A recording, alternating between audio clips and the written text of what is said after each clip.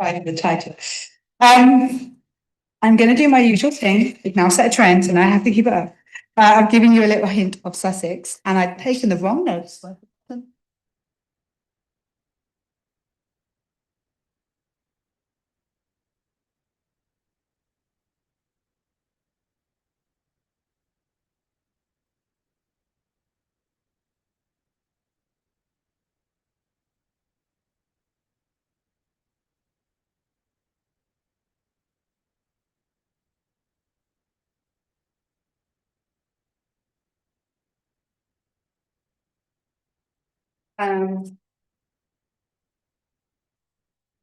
Yes, here we go. This is the Seven Sisters, as it says there. You've heard of the White Cliffs of Dover. We are on the same coastline. So chalky cliffs stretch very much along most of the south coast, and so most of our houses are built on it here, which makes our gardens quite interesting. The Seven Sisters County Park, short bus ride east of Brighton, is 280 hectares of chalk cliffs meandering river valley and chalk grassland.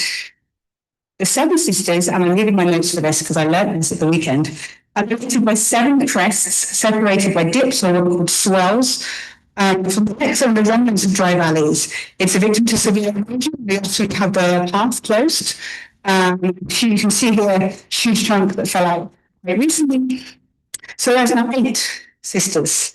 And the hills that we have, the 8 sisters, not 7, Haydenbrow, Saltbrow, Blackbrow, Brass Point, Flagstaff Point, Flat Hill, Bailey's Hill, and Went Hill Brow. The dips are called bottoms, so then you have Haven Bottom, Short Bottom, and they're used to English. Lots of things are called weird names like Bottom something or something Bottom. So short introduction to the quaint and weird names of things in Sussex, but it's a really beautiful area and it's not going to be here for much longer as well. So if you do have a chance to go on a short bus ride, I really recommend it. I just wanted to show you the Mentimeter from today. Well done. There's so much, it's really cool. So things about what you're most looking forward to about the Expo, it was great to see this. The key ones in the middle, the ones that people have said, lots of people have said the same thing: inspiration, learning, networking, teaching people, innovation. After the keynote, drinking food in the marquee. So I hope you get to do more networking. And innovation will hopefully come in the next few days as well. Pick them up because I realize it's quite small, so there's just lots of people across Europe now. Burning questions that you've asked, and I'm not going to give answers to these, but I think these are questions for all of us to be thinking about through the Expo. How do we stay connected afterwards? I think Anne Lammers earlier offered some solutions to that. How can we work together to gain more visibility in the digital space, which seems to be dominated by extremist forces at the moment? How can we extend the impact of our collective projects through collaboration? How can we bring together disparate disciplines and sectors to work together on digital Holocaust memory? How can we reach a broader audience outside of academic contexts? Share resources, funding, big one we'd all like to share, some subject matter expertise. How does the current international political climate affect Holocaust education and memory? How do we address this? How can tech help speak to a younger generation without losing the human question? And so questions to think about, and these might be questions you address in your sessions, in the Q&A and the discussions, but also in our informal spaces as well. So I'm now going to introduce Dr. Eva Pfanzelter. She is an associate professor and deputy chair at the Department of Contemporary History, chair of the Digital Humanities Research Centre, and chair of the Faculty Council.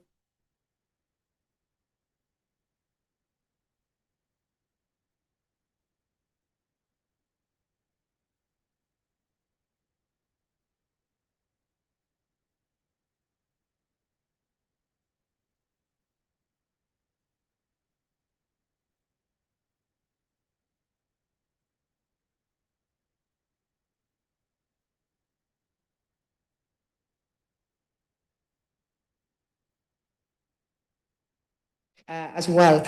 I'm going to pass it to Ava. She's going to speak for about an hour, and then we'll open up to questions. Thank you, Ava.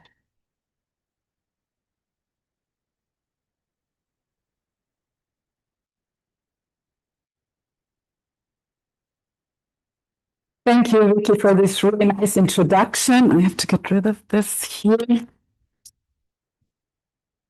Distinguished colleagues, dear friends, dear historians that I see sitting in the audience, it's a really great pleasure, the great honor to be allowed to speak to you today. A big thanks, I think, goes to the organizers, especially to the team around Vicky. I think this is a wonderful event. Expo is the right thing to talk about here. And I may say, if you allow me to use the word, I really feel very comfortable in this nerdy community that we are. So I was asked to talk about the history of digital Holocaust studies, as I will call them. Something that could not be that old, but I have actually done some research on this for quite some time now, and the history of digital Holocaust studies actually goes to the very beginning of the internet. I was reading through the program and I saw that you would have drinks and snacks, and so I gave up all ideas of interactivity, but I don't see the drinks and snacks happening, so I'm very sorry. This is just going to be a boring talk, and we will have the interactivity at the end with questions and answers and drinks and snacks afterwards. So bear with me for now. Yeah, as Vicky said, I did some research in this area. My book came out in 2019. My book was finished in 2019. It came out only in 2023 for some reasons, which, if I look in this audience, would no longer persist today. So my university was not able to find reviewers who felt comfortable to actually do reviews on this intersection between history and the digital at that point. So it took almost 2 years to find enough reviewers to pass my book in this inspection. Now it's online, and before you ask the question, yes, at some point it should be translated, or at least parts of it should be translated if I ever have the time to do so. But to my talk. We gather, I think, at a critical moment, a time when the very nature of memory is being transformed as we speak. I think we are all aware of that we are living in a time when memory undergoes very big radical transformation. For decades, the Holocaust has been this sacred, this unique, almost sacred memory space, part of our collective memories. It was deeply embedded in established institutions, in memorials, in museums, and so on. And it was communicated through traditional media with more or less careful curation. This is the age of remembrance that Pierre Nora coined in 1991, or also we could talk about the age of the memory boom as a term that was noted by Jay Winter in 2001. This period saw an exponential increase in the interest of different categories of Holocaust history and memory on a global scale. The digital realm, I think, has deeply disrupted this landscape, this safe landscape over the past, now we can say almost 30 years.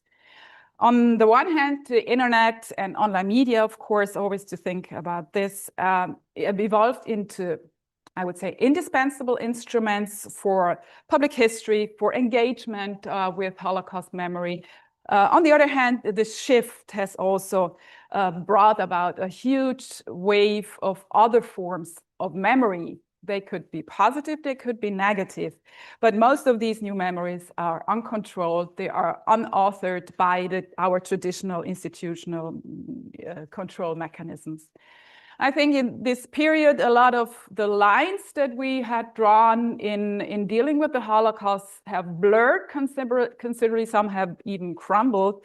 The boundaries that I'm talking about is this big wall that existed between public and private memorialization, but also between collective and individual memory. And I also think right now we are in the middle of something between fact and fiction. In other words, stability is replaced by a very fluid and dynamic memory, and this is what we all deal with when we do digital Holocaust studies. So I traced these, or I tried to trace these shifts in my book. Oh, actually, I went too far, quickly too far, where I actually tried to find answers to the core questions. How does digital technology, or how did digital technology transform Holocaust remembrance? So basically, I focused on the relationship between Holocaust history, remembrance, and digital media between 1995 and 2020. My hypothesis, to give out the secret right away, basically my central argument here is that digitization democratized Holocaust memory, but also it endangered our notions of historical integrity and ethnically appropriate representation. So internet allows a lot, the internet and digital media allows a lot of broader participation, but this comes at a cost. And it comes with many new risks that I don't want to go into details here. Memory institutions, or many of our institutions, have tried to deal with this and have dealt with these challenges that we face, but they also face many limitations that are due to the mechanisms of digital logics. I'm aware, and I'm sure you are all aware, that all of these challenges reflect broader societal shift. And I think it's in our community to break this basically down to our topics. What is unfortunately also true over this time period that I try to trace digital Holocaust studies or digital Holocaust memory and history, racism and anti-Semitism are no longer at the fringes of our societies, especially in the Western world. They have moved to the center. And I think digital tools were very strong handles to support this movement towards the center. I think this is something that we could talk about later. So today I will trace the Holocaust memory and digital Holocaust memory and history across 4 distinct phases. Of course, they are not as distinct as I described them here. But that's basically also how my book is constructed. I've tried to find commonalities and things that, where the things coincide. I start with what I call phone book era before 2000, moved into the age of the memory machines between 2000 and 2007, and the period past 2007 that I called the age of hyperconnectivity. Maybe that was not true then. Now I'm sure it's definitely true. And since 2020, a period that's not covered by my book, so I could just add this in afterwards, so to say. I would say we are in a solidified global memory space. Also, this term coined by a colleague, Anna Garde-Hansen. No, Anna Redding, sorry, wrong Anna. Let's jump into the first phase. So I'm not going to read through all of this, don't worry, but I would say the pre-digital and the early digital era saw Holocaust remembrance institutionalized through many things. Memorials had a big surge. There were big trials against Holocaust denial. We see a lot of survivor testimonies that are being collected, centralized, digitized, and so on. And of course, we see this rise in the foundational institutions with this huge musealization trend during the 90s. What we also see is the formalization of remembrance with many memorial days, and you all know this peaks in 2005 with the institution of the International Holocaust Remembrance Day on January 27th in November 2005. This period coincides with the birth and rise of the World Wide Web as we know it in a browser surrounding. And this is also the time when the Holocaust history and memory moves to the digital world and the first archiving efforts emerge. Just to put there a couple of numbers, by 1995, we have 1.5 million network computers with 30 million users globally. So this is already a new audience. And also for Holocaust history and memory, this becomes an attractive space, how to reach out beyond national avenues.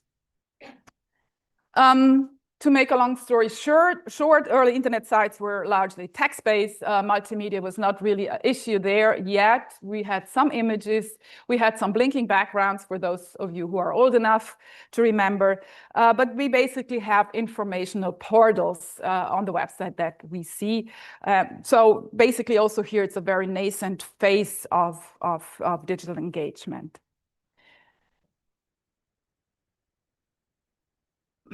Am I at the right side? Yeah. What is interesting, I think, we have a very initial phase where we see a lot of private or from smaller organization website initiatives that come up here. And all of these, or most of these initiatives focus on the factual preservation of Holocaust history and on countering Holocaust denial. So standing here now, we would actually think, so what is new?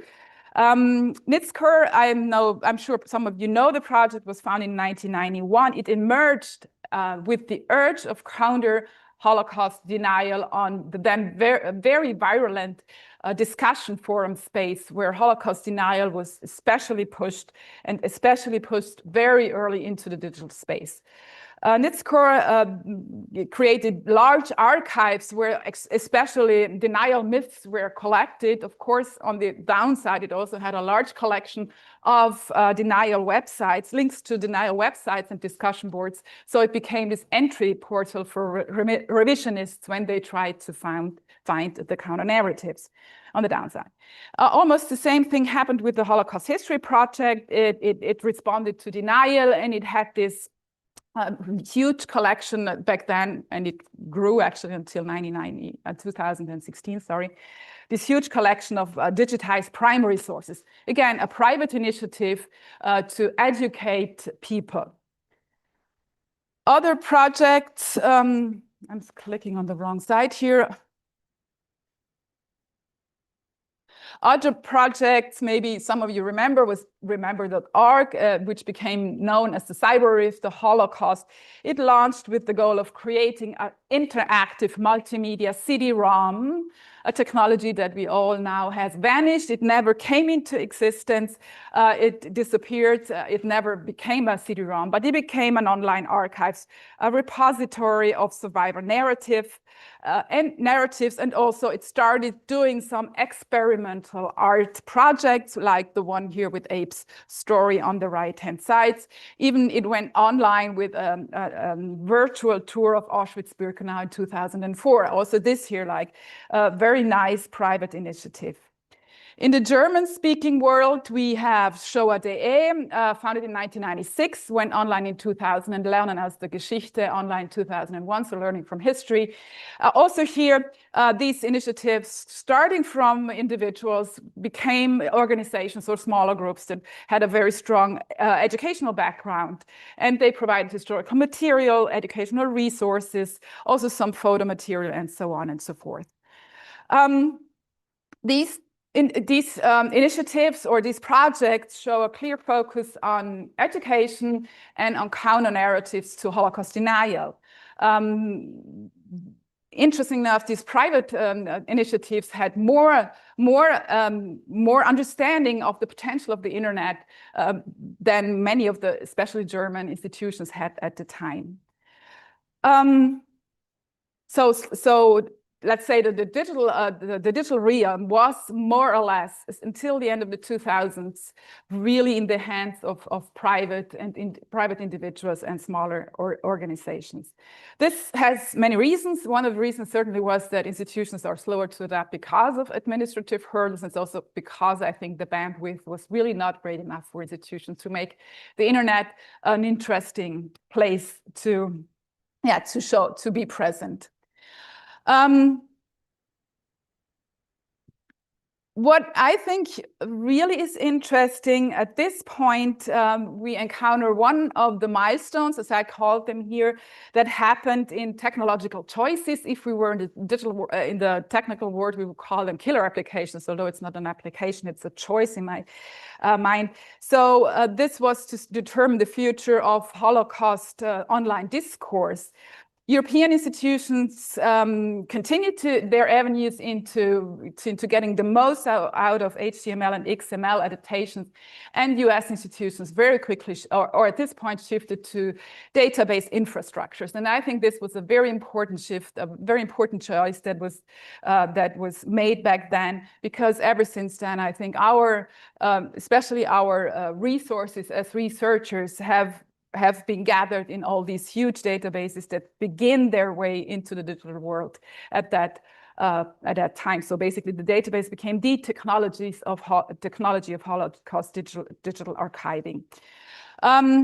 So a couple of examples. As you can see here, one of the HTML steps into the digital world on the left-hand side, and on the right-hand side, you can see the very early Holocaust encyclopedia of the USHMN, solutions on how to present this database in a format so that it would be also accessible to a broader public.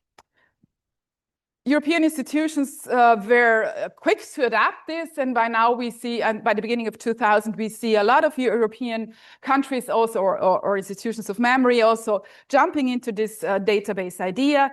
Like on the left-hand side, the Findbuch for the victims of the Findbuch für die Opfer des Nationalsozialismus, the Feindbuch for the victims of National Socialism in Austria.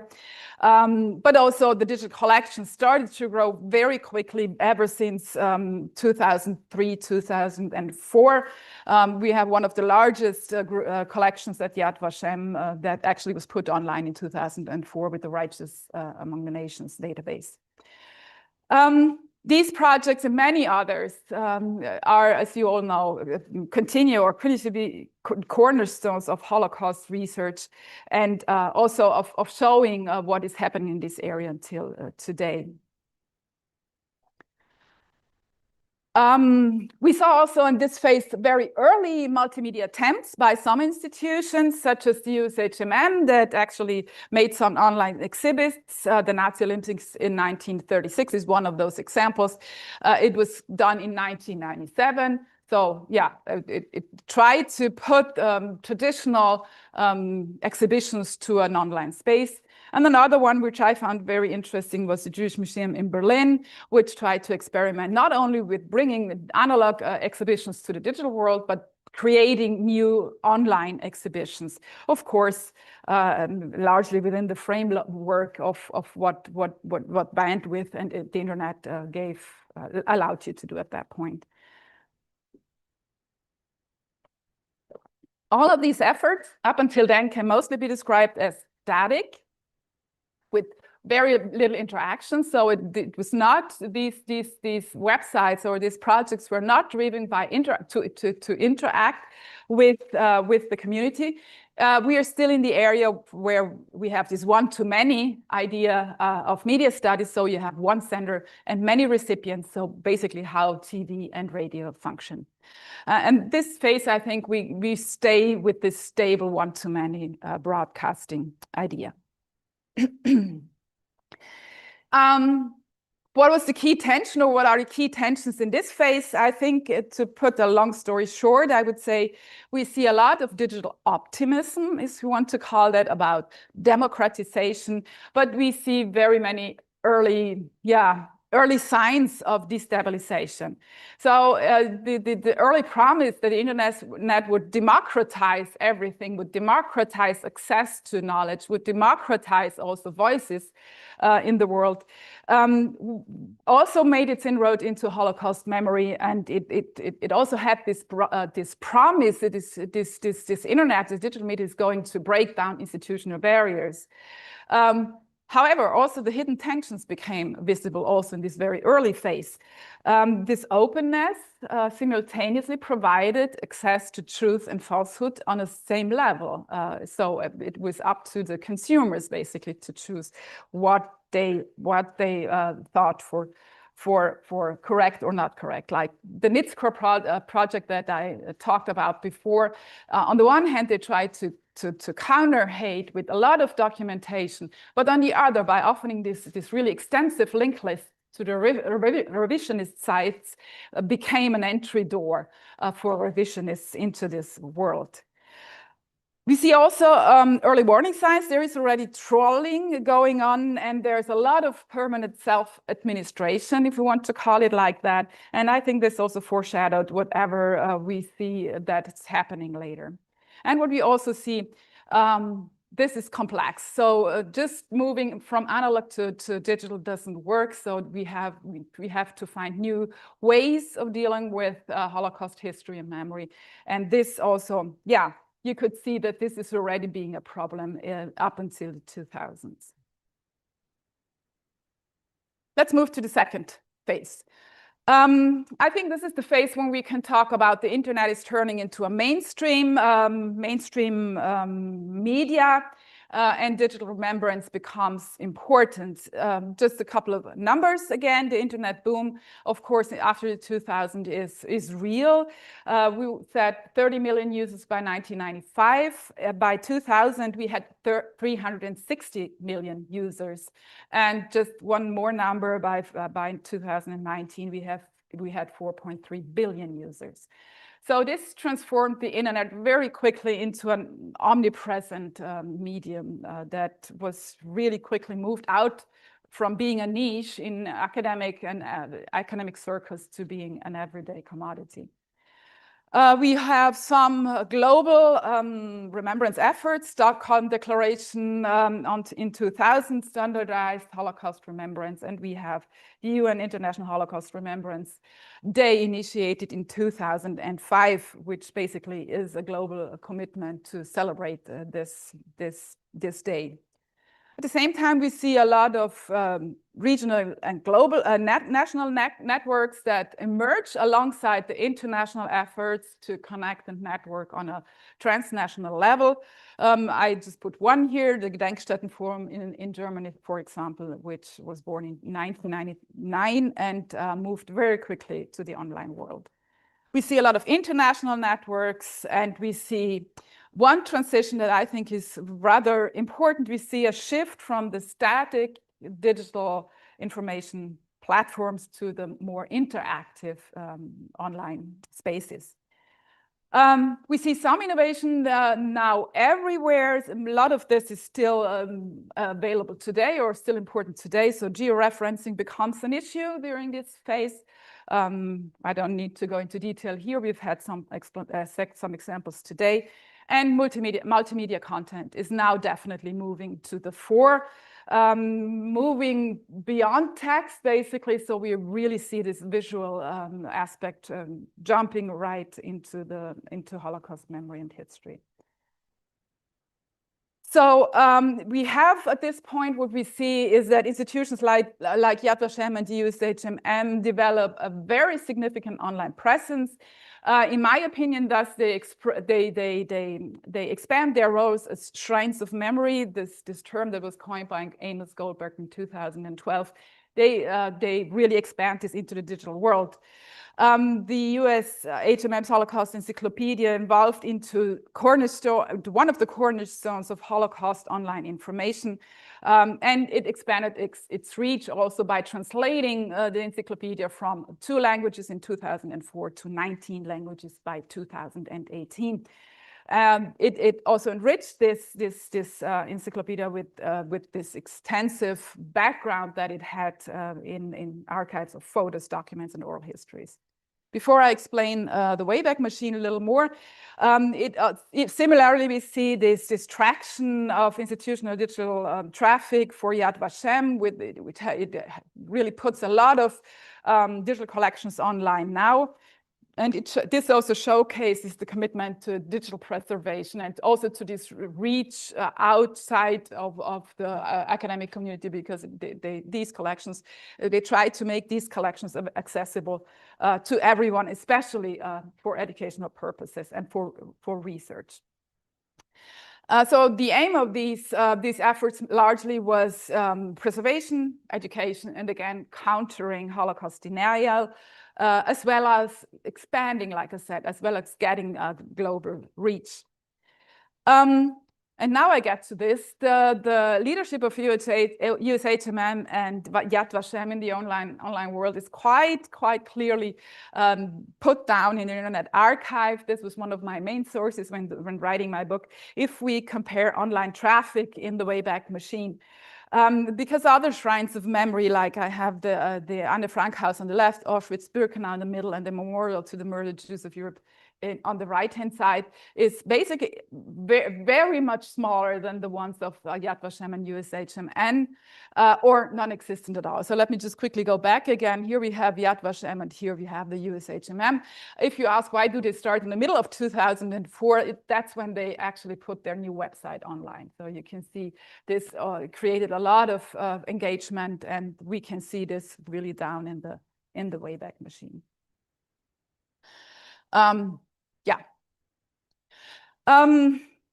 I think the other thing that we also can see here, that the Americanization, a term that we have all been following for quite some time, the Americanization of Holocaust memory now extends into the online world. It is something like a continued Americanization influenced by institutions like the USHMM, but also the Simon Wiesenthal Center, the Museum of Tolerance, and so on, by Moriah Films, all these institutions that work together. And they now create a really extensive online presence with almost global dominance. This has to do with the well-funded organizations that we see in the US, but also with advanced website technologies that are being put online now. They are going to set the standard for quite some time after this phase as well. To explain my analysis here, I did for the period of, while I was writing the book, I did a network analysis for 3 years, more or less. And I just picked this one from 2019 because I think it very clearly shows still the dominance of US institutions. But what is also quite interesting, I thought, that we have two different networks if we talk about US institutions. On the right-hand side, you see basically the bluish, pinkish network that is mainly the Museum of Tolerance, Moriah Films, the Simon Wiesenthal Center, their Facebook initiatives, their other initiatives, and so on. And the other circle on the left-hand side is mostly the USHMM collaborating very closely with Yad Vashem. And what I found interesting in here when I saw this was, oh, these are really distinguished networks, although they are in the same country and they have very little connection between them, but they're both very influential circles. The ones down here in the center that you see here, maybe this one, can you see? Yeah. This one here are mainly German, other European institutions, and they actually have quite good connections with each other.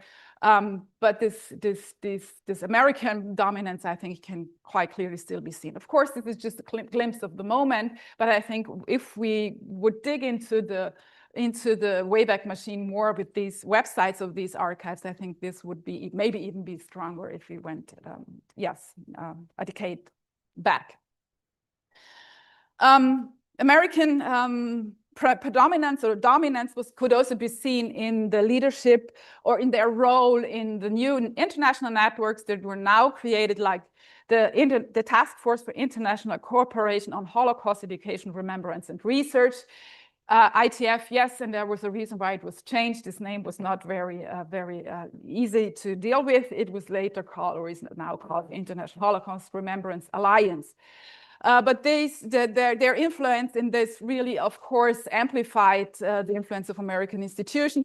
Although this could also be misleading, I have to be critical here because for quite some time, the USHMM simply hosted the website of the task force. So maybe this is a bias that I should put more emphasis on when I look into these initiatives. What happened to the private world? It still was quite virulent, quite existent. It brought about a diversification of the narratives. We see multiplication of private initiatives and with many different diverse perspectives and a lot of grassroots engagement. So the area where we find the private world or the smaller organizational world is the blogosphere, but also forums are very important there, and some private websites. They are, so to say, the key spaces for privates, for individuals outside institutional focus. In the 2000 until 2007, we see some quite influential debates, especially the one from Hart and versus Holocaust controversies was the other blogosphere. They came central for exchange, but at some point they were lost in trench wars, fighting against each other in scandals and denial accusations against each other, but also from attacks from outside.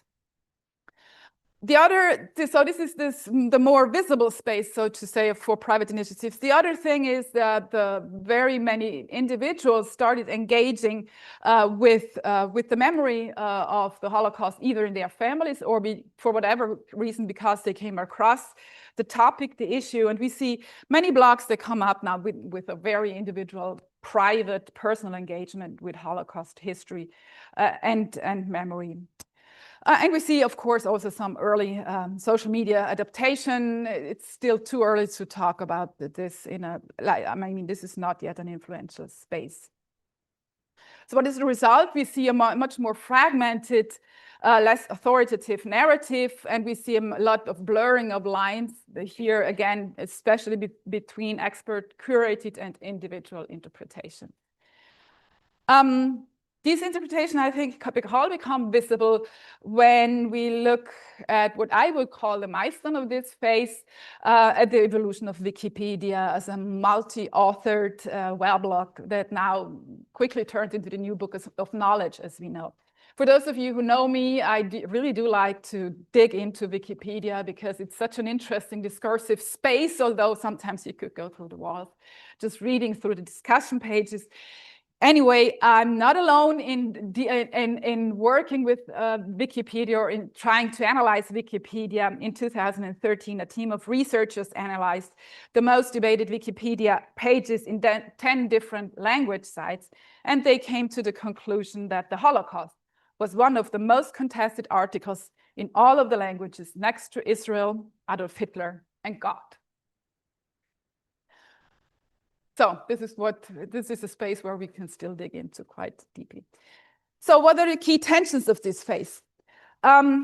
While I was talking about, let's say, the positive developments or more or less positive developments so far, it is also true that this period saw the proliferation of Holocaust denial and revisionist websites. They exploited the open nature of the internet to spread misinformation, to spread whatever alternative facts they found. And there was not really any regulatory oversight. Many, both institutional as private projects of this time responded or tried to respond to this. But we could also see the limits of countering falsehoods because just new ideas and new histories just popped up at that point. What we see here, that memory becomes a network commodity. So the internet architecture made memory much more fluid than it was before. We see a lot of private influence. So individuals and non-institutional actors could quite easily also get significant global traction at this point already. For institutions, the challenge is big. I think institutions had to deal with the challenge of trying to centralize control of our Holocaust history and memory in a very decentralized environment. And I think this is a really transitional phase where we see a lot of things basically breaking apart. We see also shifts in audience reception. Visual dominance becomes now quite prominent. Images, multimedia shape this phase very clearly. We see new forms of memory, new concepts of memory that come up. Especially, I would see the two concepts of prosthetic memory from Alison Landsberg and post-memory from Marianne Hirsch. I see the digital platforms of that time that really are the prime environments for both. We have ongoing concerns, again, about, despite this great access that the world has to the internet, we see concerns of trivialization, superficial engagement in a very complex history.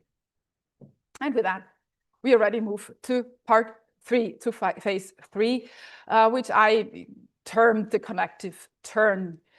In this phase, we see really a profound shift. I think the Web 2.0 really had an explosion in that period. We see the rise of platforms like Facebook, YouTube, Twitter, as it was called before it was called X, and later on Instagram. And that really transformed digital communication to our active participation. And it actually moved this phrase from multimedia to multimodality, I think. The prosumer phenomenon is what we're talking about here. So basically users become consumers and producers at the same time. We have a very technological shift. I would also say this transformed remembrance from a mental faculty. I know this is provocative, but I think this is really true, from a mental faculty to a technical competence. So the ones who were really visible, who were able to find, store, share, comment in the digital devices, and not the ones who were really able to remember a lot of things.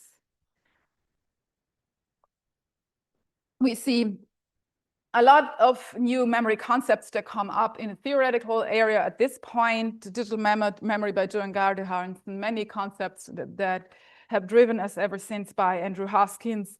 New memory, digital network memory, connective memory, or I think the one that still persists today is the concept of global memory from Anna Redding and others.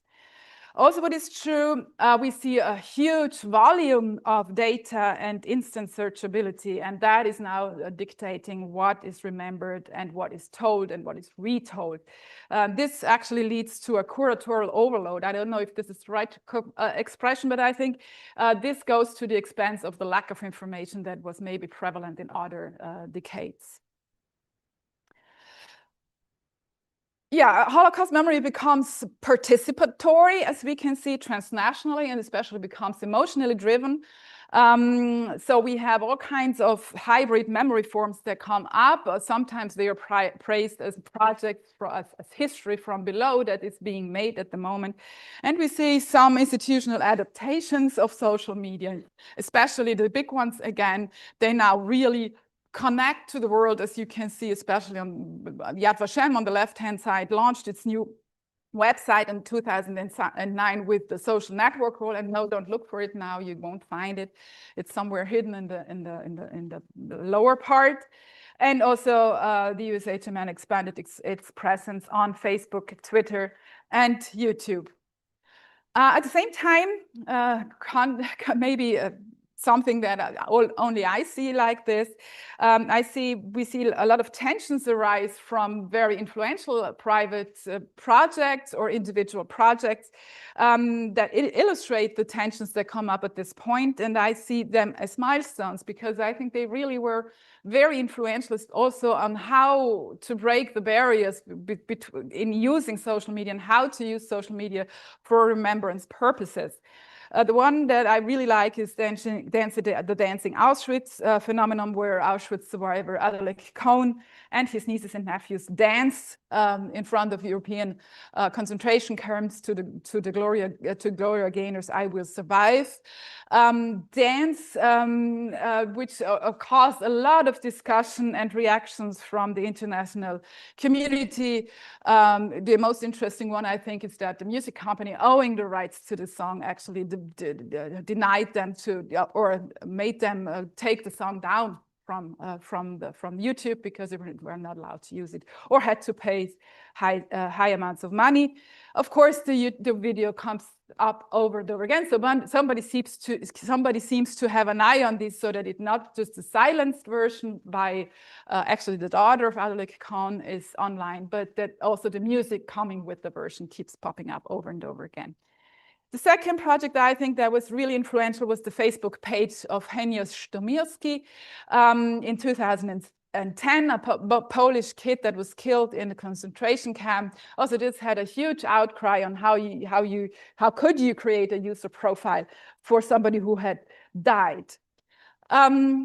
Both projects met with praise on the one hand as the celebration of life, but also they were also condemned as tasteless. But I repeat, I think these projects provoked a critical engagement with what is happening out there in the social media world and how can we embrace that more proactively for new forms of remembrance. And I think the reason for that is that they really, first of all, they showed this emotional engagement of users with the history and memory of the Holocaust. Yeah, I think that was what I wanted to say here. We have also new global players. We see in this phase the rise of, or the birth of ERI, the European Holocaust Research Infrastructure. It was launched in 2010, but only, I think, became more prominent in the past couple of years. And we see also, finally, so to say, long awaited, the vast collections of the arts and archives made their inroads into the digital world. They went online 2019 and enriched, I think, biographical research at a very large scale. What we also see, but especially what we see in this phase, is we have new storytelling format. And I think the three big topics here would be micro-narratives, hashtags, and memes that we should mention. So especially this quick and massive rise of often simplified, fragmented storytelling formats were really a problem for Holocaust history and remembrance. But also, I think what became very important to create these new formats was the hashtag in itself, to basically really aggregate content and shaping online discourses, allowing many users to aggregate or bring together to connect otherwise disparate pieces of information and participate in a collective community somehow. What, however, really is driving our community very much, and I'm saying is because it keeps resurfacing every 2 years, is this phenomenon of selfies at serious places, the self-portrayal on smartphone cameras, in concentration camps, in memorials. This becomes a highly discussed topic. Ever since 2011, we have new waves of discussions about this, peaking, I think, in the controversial installation Holocaust by German-Israeli artist Shakak Shapira. And no, this is not from my private archives. As you all know, the artist deleted the website, but of course, as I said, the internet not really does forget. Someone is always putting these things back up. I think the concerns remain the same. Selfies were often perceived as thoughtless, of course, as trivialization, as inappropriate, and this is still the same until today. So I think this is also one of my, not hobbies, but it's also what I like tracing the selfies discussion, because I think it also shows very clearly one thing, that the internet, while it doesn't forget anything, it also doesn't remember. So we have these projects coming up every second year. Again, there's this big outcry, oh, we have selfies, and everything starts from anew. So I've been tracing this since 2011, and I think this is really a great example to show how big the amount of information is we have on the net. And although it never gets forgotten, it is really hard to bring these ideas back up again. We also see now, of course, a very creative adaptation of new formats, always aimed at a young audience, whatever that means. That also some of these projects, acquire millions of subscribers or likes and hashtags and followers. But also, again, even these projects lead to massive discussions about appropriate representation, about commercial interests in the ones who actually do the projects, and so on and so forth. I think we are all aware of the project I put here, Stories, which launched in 2019. What is also an interesting space, of course, is the memosphere, or the memes. This is inherent. Is in my opinion, is an inherent part of the evolution of digital cultural communication in this phase. Of course, here ideas are even more simplified than we have known so far, whether for negative or positive purposes. Yeah, and I just bring one example here from my book that I found really interesting, this memosphere of the Mufti made me do it from 2015 that really went viral with many examples that I could bring here. I think what is important for this phase is that the visual turn of the digital world became massively apparent now.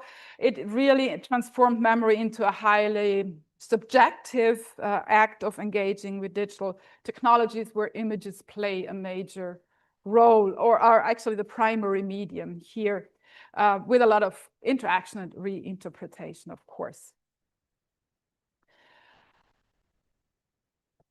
The key tensions, just quickly, we see a lot of memory diversification.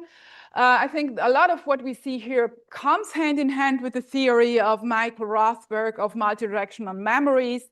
So we see while the memorial landscape diversifies the narratives, or we see a very different area of interpretations here. This also creates, on the one hand, it creates connections, but on the other hand, it also creates the potential for competition and dilution. And I think this is where we see very nicely how the theories coincide also with the digital, what's going on in the digital world. The other two, of course, would be Global Digital Memory by Anna Redding and Connective Memory by Andrew Hoskins, that I think are also very important theoretical concepts here.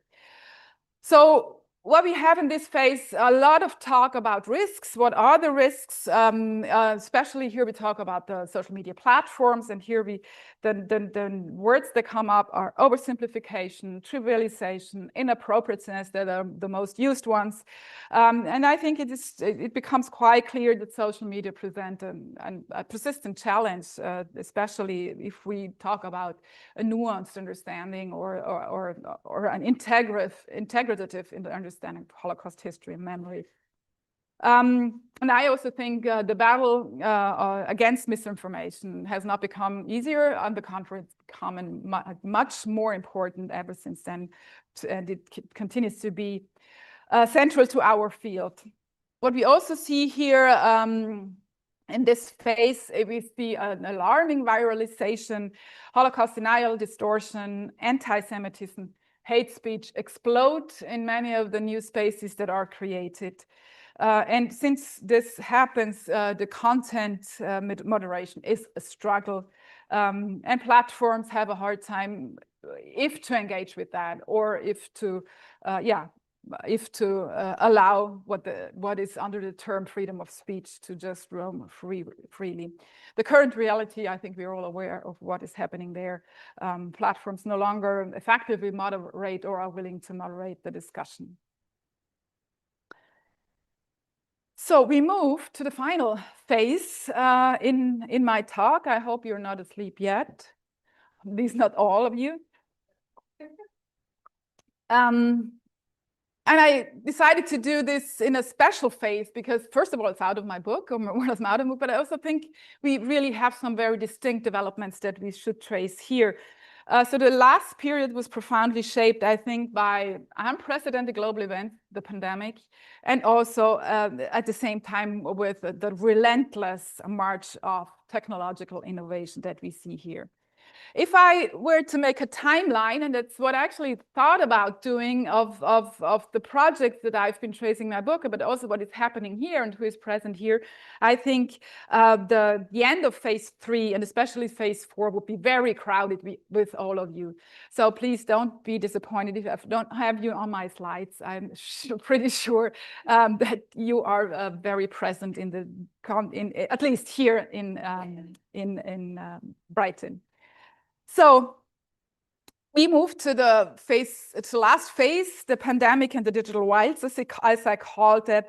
COVID-19 forced a very rapid and quick shift to fully digital Holocaust remembrance. The traditional ceremonies became entirely virtual and globally accessible online. I actually made a study for another paper that I did on the 75th anniversary of the liberation of Auschwitz on the 27th of January in 2020. As you know, this was already a point when the world started talking about a pandemic, and this was the last thing. I think this was the last hybrid event. After that, for the rest of the year, most of the commemorations were fully virtual. So this also had as a result, it accelerated the digital trends that were there before, and it forced institutions and memorials to innovate online. So also this entire digital world became the primary mode of communication and of commemoration, I think. Institutions created online exhibitions, virtual tours, webinars, live streams. The core work was basically moved to cyberspace. So the fluid memory online that we see becomes the new normal, or became the new normal. As we know, some of this has gone back to the static landscape. And I think the words that I found most in the theoretical literature or in the historical literature about this is that memory became a malleable digital memory landscape at this point. So the pandemic's impact, on the one hand, was that transitional reach of Holocaust memory was amplified to a global participation and access, of course. On the other hand, it fragmented very rapidly. The entire space fragmented. Memory was consumed through personal devices or by algorithms. Became very individualized. Reinforcing filter bubbles and isolating users within specific narratives. This is why I also said before, I think global memory, this idea of the Holocaust becoming this great moral value of the world, this solidified somehow, but also it showed how susceptible this idea became as this Western concept of the Holocaust being this highest standard, how susceptible it was to attack. We see, I don't think I need to go into details here, we see counter memories and alternative histories thrive at this in this last phase. Web 2.0 really empowered individual. And we see a lot of projects that now, or initiatives that now challenge established narratives, and they also offer alternative perspectives.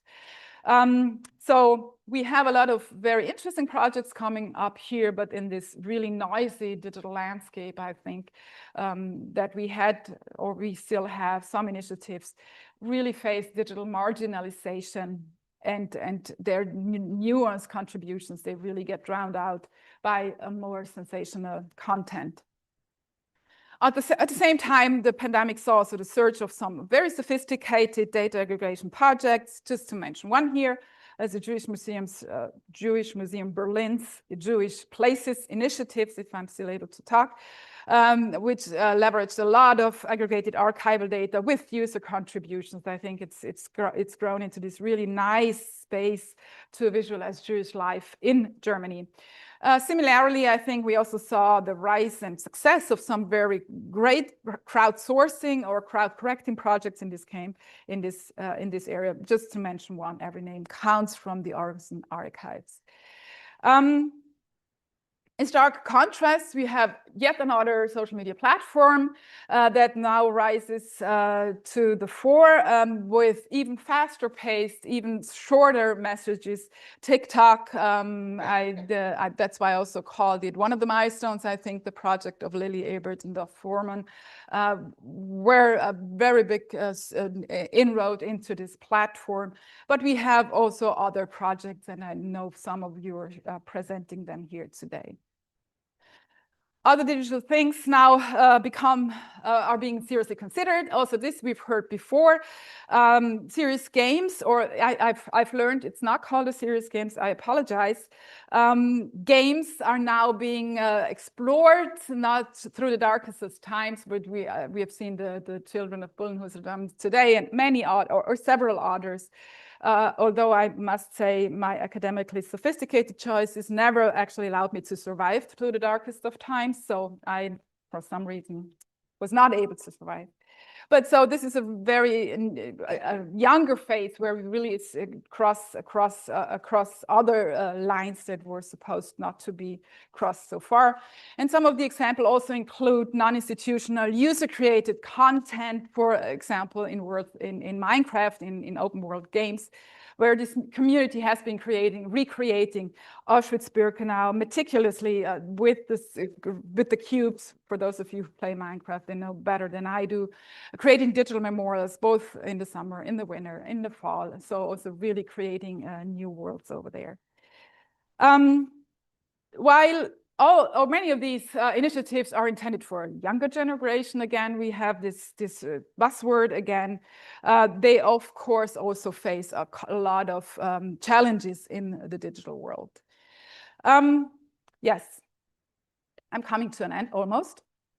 But I really have to bring this across to you because I've been tracing the discourses over and over again. And I think this next step really made me take a deep breath for a second. So we see the non-fungible token industry, so to say, the NFTs and blockchain, to really make their inroads also to the Holocaust history and the Holocaust memory, with symbolic commodification and commercialization of a very sensitive history, I think. NFT projects, so NFTs are driven by speculative economic interests. I think they really raise ethical concerns that I feel a little bit uncomfortable about, because it is about privatization and monetization. And they raise all the challenges we've had so far to a new level. It's not just about selling objects, but it's about transforming, I think, the symbols, stories, and experiences associated with Holocaust history and memory into marketable items. So the symbols that we have of the Holocaust, they carry, I think, a lot of emotional weight and a lot of cultural responsibility. And now they are detached from that, and they are repurposed for commercial gain. In the literature that I found, we find critical issues like trivialization, delusion, exploitation of trauma, and so on. But what I think is really one of the big questions is the ethical concern about ownership. Who owns the memory and symbols of collective trauma? When these are commodified by private people or by individuals, or also by institutions, it raises the questions: who benefits? Is this a private good, or is it a public good in the end? Examples: Claude Lanzmann's Spectres of the Shoah NFT by Adam Benstein in 2021. The documentary, we all know of that. Adam Benstein tried to sell the film, so to say, as an NFT. And it didn't sell in the end, I have to say that. But of course, it has had this outcry also, especially in journalistic papers, to say, should such content actually even be treated as an asset for profit? We have other examples, like the one that I brought here from Kasdei Naomi. She did a charitable NFT of survivor memory. So basically, she is trying to do this artwork or charitable artwork to fundraise, to get some money. But also here, I would have to ask, is this tokenization and commercialization of trauma, does it belong to this world? And so far, until I found this, I thought, yeah, okay, at some point we will get to that, that we will accept this is what's happening. But then I found a text of Yehada Jabotinsky and Ohad Dan. The text is NFT for Eternity, it's called, and they were talking about what if somebody is using NFTs for harmful speech. So what if somebody were to mint hate speech or Holocaust denial? as immutable NFTs on a blockchain. This would actually create a permanent, unremovable digital record of harmful content. So without going into the key tensions, let me just finish quickly because Victoria is kicking me out of here. I'm not going into the 4 phases. We have seen them. I just described them with one word. I think the first phase would be the phase of preservation, the second, the one of exploration, the third, the one of participation, and the last one of fragmentation. I'm not going into all of this, but I'm going to really finish here. Over the past years, with all the events going on globally, I've many times asked myself, have we failed with all we are doing? And I think many of you are probably asked this question again. Unfortunately, I don't have an answer for you because I might be tempted to say yes. But then I thought, no, actually, what is more important, what can we do? And I think we can safeguard the Holocaust memory in the digital age. That's our job. And for that, I would use 5 strategies, which I'm not allowed to elaborate on now. But just quickly, educate, so foster critical digital literacy. And I'm just putting in here, why do we always focus on younger generations, whoever that is? Why not on older generations, since we know here we have a problem and how to deal with digital technology. Elevate, so I would insist on historical depth and deeper context, but why do we not use technology to force that onto short messages? Question. I think we have to enforce, so we still have to push for ethical platforms. I know this sounds like a disillusionment at this point, but I think we just have to continue doing that. I think we have to engage, meaning we have to embrace this digital environment. I think there is a great potential here, and I think we have to use the power of the digital world quite proactively and quite aggressively. And whatever is happening here, we've seen a lot of communities growing here, but I'm still waiting for the project that tries to the initiative that tries to influence the influences of this world. And finally, to endure, and this is really my last word, Victoria. This is a long-term struggle. Memory is a long-term struggle. Preserving the history and the integrity of the Holocaust memory and history is a long-term struggle. So we can just continue what we are doing. We need to collaborate. I think this is quite clear. This is an interdisciplinary field. It becomes more and more interdisciplinary as we are going on. So we can just continue in this way. We have to innovate continuously. And I think we just should never lose the focus on our core mission, which should remain never again. Thank you very much.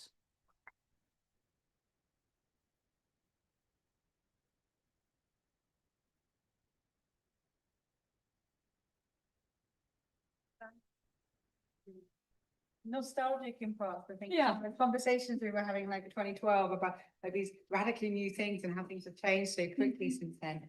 I'm not going to be selfish and take the fact that I know microphone to ask Ava the million questions I would ask. We have microphones floating around the room, so if anyone has any questions, please raise your hand. We have about 20 minutes. Can we get a microphone?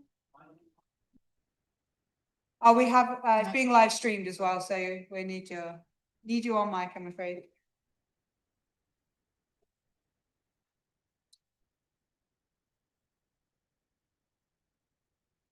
Need to speak in both. Okay.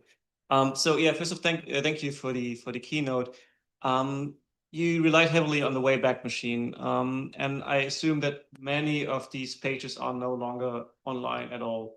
So my first question is there any effort done to archive these archives in a decentralized manner? Because I mean, Wayback Machine itself is quite precarious.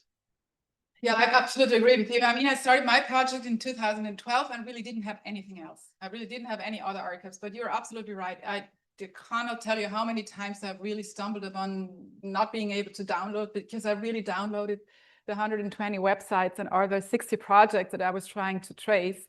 And in 2014, when I started downloading, this was an overnight job, at least, or a weekend job, just to download all the websites or the screenshots from USHMM.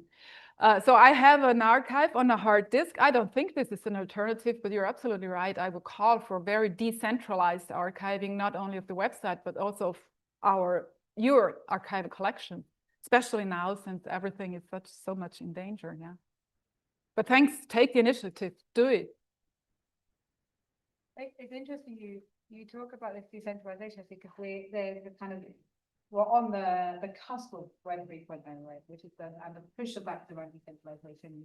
There are some ethical questions on either side about whether this is a good way decentralization or not. Right? About all of my. And it will be interesting in a couple of years. Yeah. We have the next stage, the decentralized Web 3.3. Have things changed? Are we in a more phase or not? Yeah, I must say also some of these initiatives, especially for the private ones, I always save them on Wayback Machine. Allow them at least to have one space where they are. But of course, if you're the one driving that web, you could also have it deleted. So I mean, of course, but yeah, that's interesting.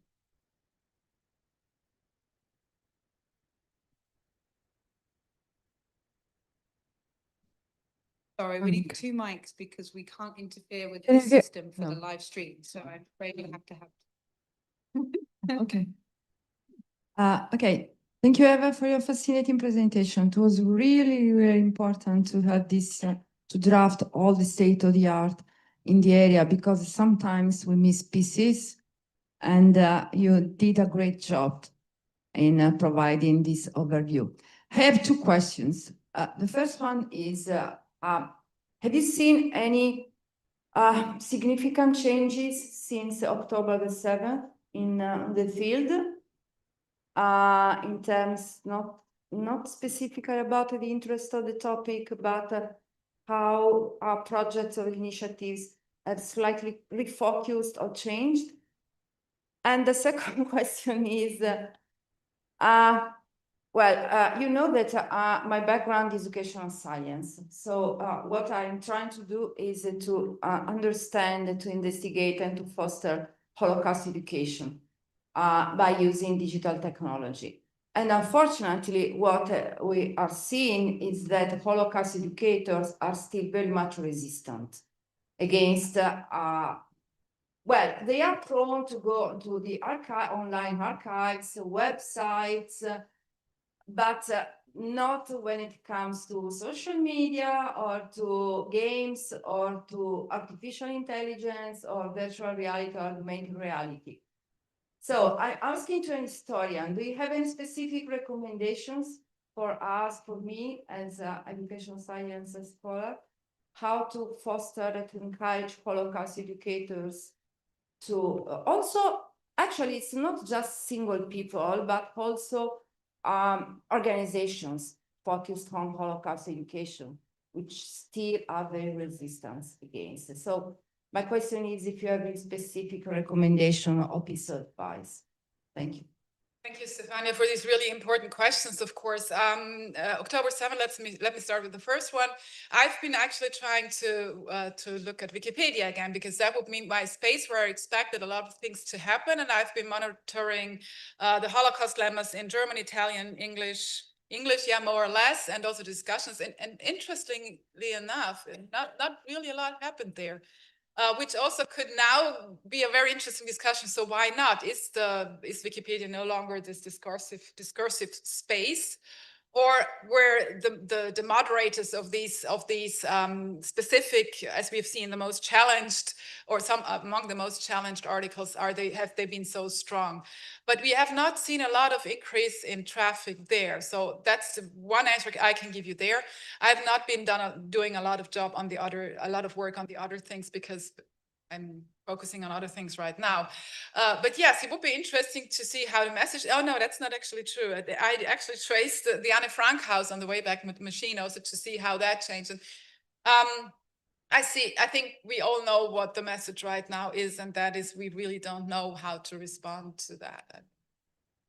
So, but yeah, it would be interesting to make a deeper study on this. And maybe if I were to do this study again, I would just use totally different technology right now. I didn't have these things back then, but now, of course, I would aggregate the data differently and maybe use other spaces. It would be interesting. Second question, education. Stefanie, if I would have an answer to that, I would probably tour from one educational institution to the other. I think you've done a great job at trying to find what is an appropriate social media response and how can we have educators to pick this up and do this.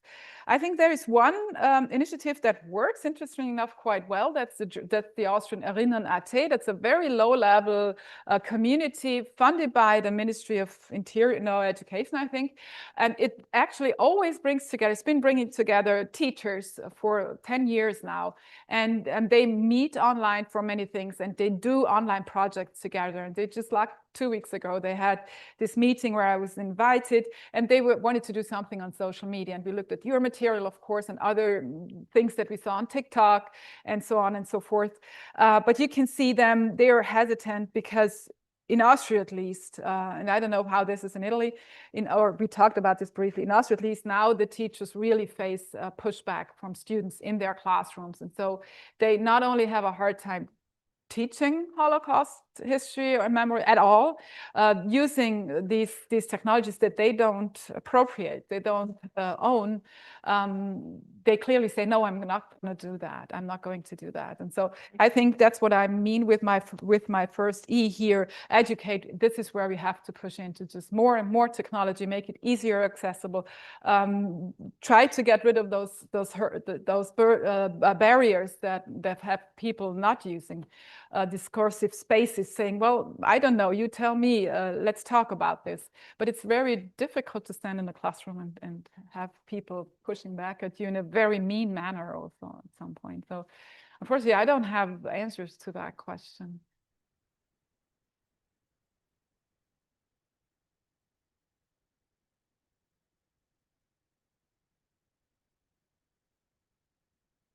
Thank you very much. I really enjoyed your presentation, and you know, it's a history of the internet as well as a history of this memory project.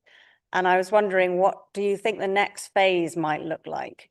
Because I'm curious whether you think that calls for regulation to kind of contain the internet are possibly the future, and if so, can academics and memory organizations, you know, leaders in the field, can they play a role in calling for this kind of control? Or do you think that the genie is out of the bottle and there's no way to try and get it back in? Question, because I could bring myself into trouble with this, but thank you for this very important question. I don't really know. I don't think, I don't hope we are going to over-regulate the internet. I think with social media, we also could see this 3.0 emerging, that we need decentralized social media networks. I think that could be a solution. I'm not sure if we can get there. We could try. I think the next step basically is really that. I mean, I started that. I'm very much doing a lot of work with AI right now, and I was very interested in seeing the project in the Expo space up there. And even looking at that, I thought, well, I wouldn't put the question like that. In using AI, I would actually really, do I dare to say this? But we have so great materials here. We have so many digital materials. Why do we not create an AI language out of that we can then use for maybe a next step in education? Because now we are using today's AI languages to project that back to the history, and then we use today's language for something that happened a long time ago. And I think this would be a really interesting idea to, can we, from all the material that we have, can we create the language of the Holocaust era, or of this time period, and maybe then get a deeper understanding, and maybe then also influence how AI talks about these things. So I think decentralization is going to be also very important for all the archival efforts, but also I think we really have to engage with these AIs because I think they can be very helpful. Like I said, deeper understanding. We have the narratives. Use AI to create, I don't know, knowledge graphs of knowledge graphs, to use this material. The very fragmented narratives link to our archives, link to your archives, to your narratives. So I I still hope, I'm still very hopeful that we have a very, critical young generation who wants to engage with this in a very open manner, but also very sensitive of the difficulty of our history, of the counter history that's coming up here. But I cannot give you the answer to what is happening next. Unfortunately, so far I was always pushing to let's centralize success, and now we're all, no, we can't do that. This is really difficult. I want to come back to something you mentioned earlier about this kind of the long game, right? Memory has to be a long game, otherwise memory is just I remembered yesterday. On. But you mentioned with Erin, government funding at some. They were talking about regulation, which is government level, and governments don't do long term. Yeah. They do short term, and also when the more we get to this international collectivity, one government change affects that. Yeah. So the international connections are never stable because all these governments are changing. We're seeing, certainly in the last 5-6 years, like huge waves of changes, and then back and forth. And it feels like that's one of these barriers, which perhaps is the call for decentralization. But we can't trust in the governing powers of centralization. Yeah, maybe that's the next barrier that breaks up the transnational thing. That's, but maybe that's where we're going. I hope not. We had a couple more questions. There was one at the back.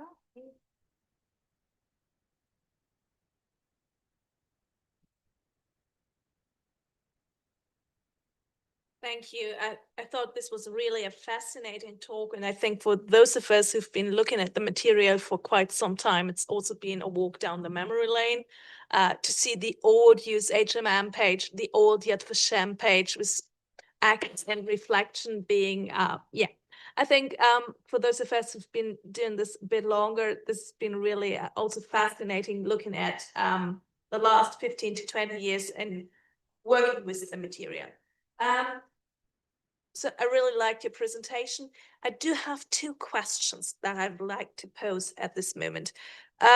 You spoke about the early signals of destabilization, and you already mentioned them in the very first stages that you pointed out. And I was wondering, up until or after the Arab Spring, we assumed the internet to be a quite hopeful technology in the broader discourse, and the rifts came in quite late. So is that perspective that you've been taking, and I think it's a really important point that you're raising, is that one of the historian looking retrospectively, or do we have discourse notions at that moment that were not really considered? So that would be my first question. And the second one, my realm of research. I was wondering about audiovisual material. Where does it come in? Because you've been saying from 2007 onwards, images, the visual becomes much, much more important. But I was thinking that latest 2014, 2015, that it's no longer memes, that it's no longer low resolution images, but we get into a lot of data traffic, and we get into films and clips. So I wondered if you could say a couple words on that. Okay, maybe let me thank you, Alina, for these really important questions, of course. Maybe let me start with the second one. You're absolutely right. A lot of the images that we see coming in, or that we start to dominate the discourse in this third phase, so to say, they come from the institutions of memory. So also films, also short films, they come from that. So they're being reimagined, reframed, reconnected. It's not that there are new images coming up or new visuals coming up. Maybe I should have used more visuals than images. But through the multiplication, so to say, also this, we have a lot of creation of images, recreation of images, but they really do come from the sources that are available online, if that answers your question. Don't know, you saw that. And the first question, the Arab Spring, of course, You don't know how many times I asked myself why that actually failed. And I've been working in another project where we've been trying to compare the 1970s movements, social movements, with the movements around 2011. Unfortunately, we didn't get the funding. There we go again. But it would have been interesting because we tried to find the archives of the social movements in the 1970s, which is not easy, believe me, not digital archives. I'm just talking about archival material. And we had the collection of the social media, some of the social media campaigns. So there is an idea for some of you. Go ahead, do this project. It would be really interesting. And I don't have an answer for you, but I have maybe a suspicion, and that is that counter narratives very quickly met online, networked online, and created big spaces of counter narrative. But it's more an intuition. We would have to ask Nicola to trace that story, probably. I don't have that money, Nicola. You have to work at night. Sorry. But it would be really interesting to trace this more. You're absolutely right, yeah. We have time probably for one more question.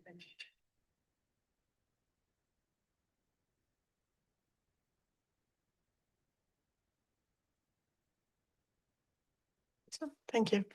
So, thank you for the talk. And it was really nice to see all the phases and the logic and the system. But what I am really interested in is your vision. You kind of keep it back a bit, but now it's coming out after the question. And I found it very interesting what you said, that there could be a chance to create a digital language of the Holocaust era. And I want to say that the writers in literature who write about the Holocaust, and among them migrates, Hungarian Nobel Prize winner, writing about the Holocaust, he said that we cannot spare the pain. He even said, I want to hurt my readers. So there is a question about the human emotion, the trauma, the intergenerational trauma. So how do you place that in this world where AI-ruled languages are created, different social media sites are created, we can put in the logic and everything, but what do we do in this new language about the human suffering in the digital age? Oh my God, Anna, that's your expertise. That's why I'm saying maybe we need to use the material we have. Of course, as soon as you mention an author, I'm just, oh my God, this is never going to enter any AI space because of copyright, and I don't know. Yeah. Right now, AI is, you all know the phase when it was so proactive, so supportive that you really got sick of AI at some point. Right now, it's very flat. It's very supportive if you want to. It's not too negative. It answers you, I can't do that. This is too negative or something like that. But it also shows this is, we perceive AI not as this big bag of words, not yet, as this big bag of words that's just constructing the next word out of quantitative analysis. So how we could use this technology that is created on the word to create empathy and deal with trauma. I don't have, no, I'm sorry, also here, I don't have an answer for you. I wish I had, but I think, yeah, that would be something that you could probably contribute to this space, which I think is really important. And you have been investigating Facebook sites, for example, from this perspective, and it would be interesting to maybe go deeper into this and aggregating more data and trying to find how does this work. But we would need a lot of data. Yeah. We are about to wrap up. I just add one note on that President's most recent book, The Ethics of the Algorithm. He traces back quantitative and that the proto-computational coders were quantified trauma. So the idea of, I find that really complicated and difficult, but this concept that trauma could in any way be quantified was there at the beginning, in the immediate kind of post moment, and we've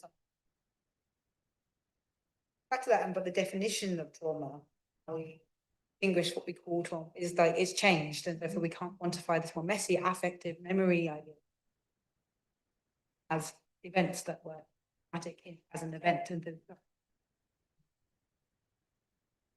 our definitions are changing as well with technologies and Yeah, also memory. What's memory in an AI space? we'll leave it with that big question. Yeah. That big question.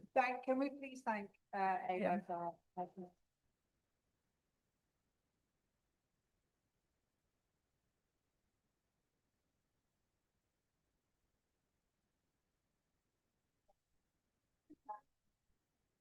just a couple of very quick messages. Thank you to everyone for joining.